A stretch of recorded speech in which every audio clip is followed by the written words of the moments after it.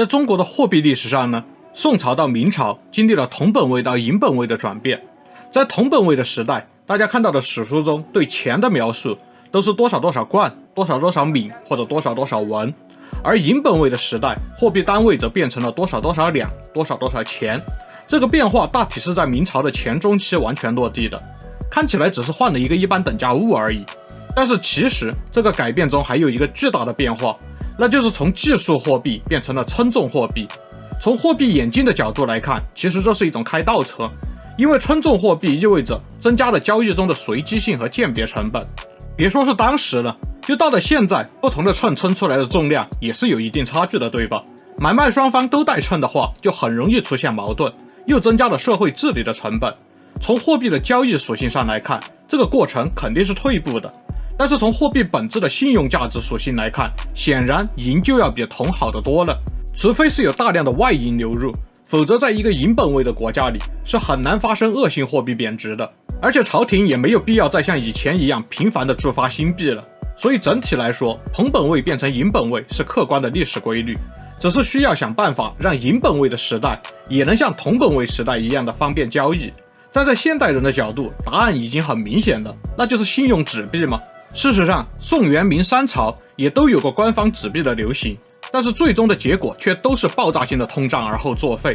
今天的借古讽古系列，我们就来聊聊围绕中国第一款纸币交子的官民博弈啊！看看这么好的发明，当初怎么就不能在中国充分发挥它应有的金融威力？这是一个漫长的故事，但是环环相扣，看到最后你一定会有所收获。大家都知道，纸币的起源就是金融机构的存款凭证。当钱庄的兑付信用良好，人们愿意用他们的存款凭证进行交易的时候，这种凭证就成了交易中介，类似于现在的债券二级市场。你交易时忘了带钱，拿张沙特阿美或者淡马锡的债券，甚至你直接拿一张国债券，说用这个行不行？我想对方只要能确定你给的是真货，也不太会拒绝吧。前2年不也流行过 A 国的货币在 B 国能不能直接用的各种挑战视频吗？信用才是真正的货币交易属性嘛。那么当某个信用极好的钱庄的存款证明经常发生这种情况，钱庄自己也就发现了自家的存单已经成了交易凭证了，那么干脆以后存款人姓名就直接留白了，不如直接制作一个格式难以复制的定时存单，作为在本庄的兑换凭据，方便大家也方便了自己，甚至可以准备一些常用面额的凭据来备用。那这样它就完全成了一种定式货币了。这就是北宋时发生在四川的事情。那么为什么是四川呢？其实是因为宋朝初年有一个奇葩的规定，那就是禁止金银铜流入四川，四川人只允许使用铁钱，而铁是一种贱金属，同等价值的铁币就比铜币要重得多。当时一罐铁钱重达20几斤，严重影响了正常的生产生活。其实当时四川人还尝试过用帛来代替大额货币，但是帛又不容易保存，要是发霉呀、弄脏呀或者脆化了，那就得损失一大笔钱。其次，帛它还是不可分割的，残缺的帛它就只是日用品而不再是货币了，富家也就无法把这种只能大额交易的货币作为紧急备用金，始终感觉都受制于朝廷。所以帛加铁这种看似大小相继的货币系统其实根本不可持续。于是由存款凭证发展而来的纸币最先就在四川开始流行，在大额交易中的用量也就越来越大。而且早期的钱庄们面对这种情况也很重视自家的信用，当时很多钱庄都默认只要存单没有破损，即使是弄脏了，甚至是硬件已经难以辨别，依然担保其价值。公元995年左右，四川又受到了王小波、李顺起义的影响，大量官币征发，铁币铸造的效率也是大大减小，更多人开始使用各种钱庄的票据进行交易。而后这些新型的交易票据逐渐取代了官币，成为了四川的主要流通货币。这些票据就被四川人们称为交子，交的意思其实就是两面印刷。如上所述，一开始流行的其实是私人钱庄发行的私交子，发行交子的钱庄又被称为交子铺。那么交子铺其实就是在同时履行着存贷银行和货币发行银行的功能。现在的银行有存款准备金率，有价值锚定物和流通倍率，那古人也不傻，人家也很快就发现了这些潜在利益。一些钱庄就发现，反正也没人知道客户在我这里存了多少钱，也不可能一天之内所有人都来兑换现金，那我根本不用1比1的发行交子嘛，我大可以偷偷的多发几张留给我自己用，照样也可以在市面上买到东西。一般来讲，只要操作得当，这确实不会露馅儿，而且也不会有任何问题，一点点的流通稀释不足以影响货币的价值。但是当这种手段成为了业内公开的秘密，一些准备金不足的小钱庄虚发了很多的交子，就真的出现了当大客户提现的时候无法兑现的这种情况。这种事情一旦发生，所有的交子铺的信誉都会受到怀疑，那么他们就没有办法继续当货币的发行商了。更重要的是，大家现在都在超发货币，已经是谁都无法应付挤兑了。所以在宋真宗时期，益州知州张勇注意到了这个问题，他就想了个办法来隔离不同钱庄的信用影响，那就是承认16家大型钱庄发行的交子是代性货币，但是这16家钱庄之间必须互相承诺担保，一家流动性不足的时候，其他家都有义务提供拆借。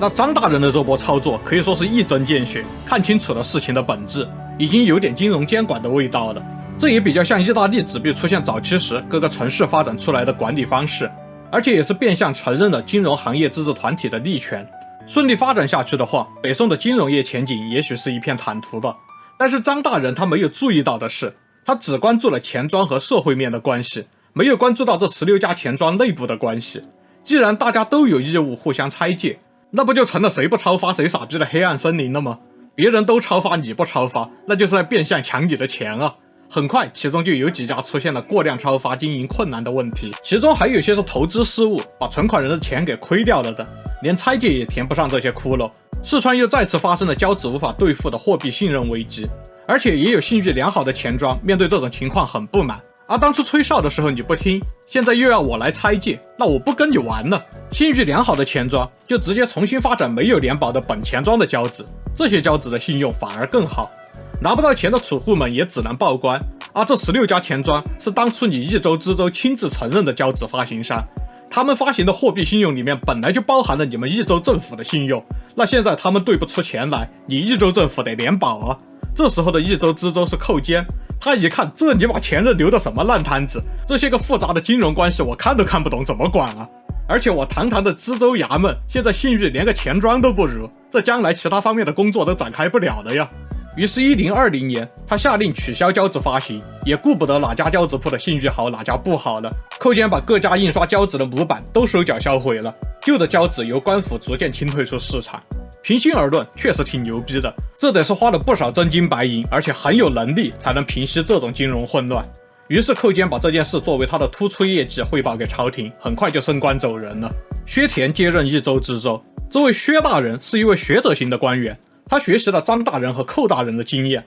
对交子的态度又比前人们更先进了。他和负责益州财务工作的张若谷两个人搞了个民间调查，发现四川人早已经习惯了纸币，现在废除了交子之后，反而又出现了很多地下钱庄发行的交子，更难监管了，而且这样也不能防患于未然，于是得出结论，得重新承认交子。然后薛大人又调研了一些以前民间发行的交子相关的金融诈骗案的卷宗，觉得这就是个信用问题嘛，那我直接官府印交子不就行了？这不就一劳永逸的解决了滥发的问题？比起钱庄，肯定是咱官府更有信用嘛。那说干就干，他奏请宋仁宗允许他在四川创办了发行纸币的专门机构交子务，官印交子的制式也更加的标准化。同时，官印交子彻底放弃了存单的属性，不再有允许客户填数额的制式，所有的票面额都是事先印刷好的。真正意义上的官方纸币就此诞生，这种交子被四川人们称为官交子，其他钱庄的交子则被称为私交子。而且这位薛大人还吸取了前人们的教训，给交子制定了3条规定，防止再次出现信用破产的事情。其一就是我们很熟悉的准备金率，它规定官交子的准备金率是 27%， 现在的角度来看，这个准备金率其实是相当高了，严格执行的话，这方面应该是不会出现问题的。第二是规定官交子禁止出川，免得四川市场上的官交子变少的话，私交子就要统治市场了。第三是回收制度，因为准备金率是 27%， 而官府拿出来的准备金是36万贯，薛大人想把市场上流通的官交子控制在125万贯左右，就要求每3年更新交子的版式，旧版式不得流通，需要上交官府，然后付一点更新费用，交换新版式，称为一届。就这3板斧下来，可以说是相当先进的。当然，在薛大人眼里，他只是在解决交子滥发的问题而已。那官交子现在运行良好，薛大人又禁止了私交子，这样应该就不会再出现交子泛滥了吧？可惜薛大人虽然官拜益州知州，封疆大吏，但是防朝廷风险的先见之明就不如他防金融风险的技巧了。韩非子曾经就用3狮食痔的典故劝谏秦王，说是有3只狮子在一头母猪的身上吵架，另一只路过的狮子就问他们你们在吵啥，3只狮子就说我们在争那膘肥肉满的地方。路过的狮子都给逗乐了，就跟他们说怎么在争这种东西，你看马上都要冬至了，之后就是腊祭，人们就会杀了这猪，然后要用茅草烧它，你们不是应该更担心这个吗？3只狮子觉得很有理，于是4只狮子就一起用尽吃奶的力气拼命吸那母猪的血。北宋政府很快也处于了之前和私交子铺们一样的想要凭空变出钱的处境了。宋神宗年间和西夏的战争开打，北宋采取一边打一边筑成的资源碾压战略，打得西夏很难受，但是这种玩法实在是太烧钱了呀，而且北宋低效庞大的冗官体系的开支也是一路飙升。于是宋廷也顾不上当初官方回收铸币权，就是为了防止无毛滥发货币了，3条规定也不管了，交子务他也干起了虚发纸币的勾当。在宋神宗熙宁5年，中央朝廷直接命令四川多发行一届交子，但是不回收上一届交子。用现在的话说，就是稀释保证金增加流动性，或者我们直白一点，就是超发货币吸收民间财富。记录上来看，宋神宗时期四川市面上的一罐交子大概值900文出头，扣掉更新手续费的预期，大概贬值了 5%。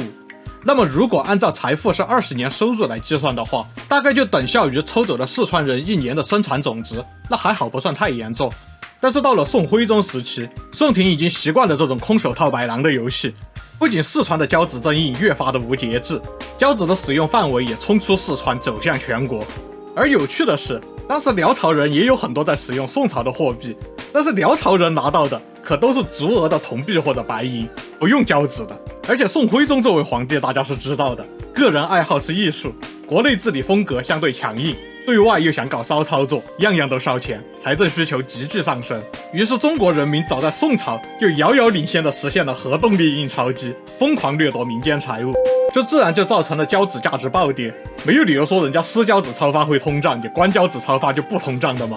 于是宋徽宗也做了和现代货币信用破产的政府们一样的事情，所谓的纸币体系改革，其实就是另起炉灶。宋徽宗时出了新规，四川、湖广、浙江、福建仍然沿用交子，但是其他地区则改用钱银，其实就是另一套纸币，但是做法换汤不换药。关键是钱银它也在疯狂超发，朝廷已经习惯了印钞机一开就能换回物资和军需，他也觉得自己是在为社稷服务，怎么会停下来呢？甚至蔡京主政期间还搞出了盐引、茶引这些铆定物很奇怪的票据来敛财，这下人们对纸币没有信心，变成对朝廷没有信心了。汉初名士贾谊在他的新书中写了1岁之麦的故事，是说福子主政善府，恰逢齐国弓弩取道于善府，百姓便向福子建议，齐寇逼近，我们应该出城收割城郊的麦子，增加城中的储备，也可以避免被敌人拿走。福子不听，后来城郊的麦子果然被齐国人抢走了。鲁国中央的季孙听说之后大怒，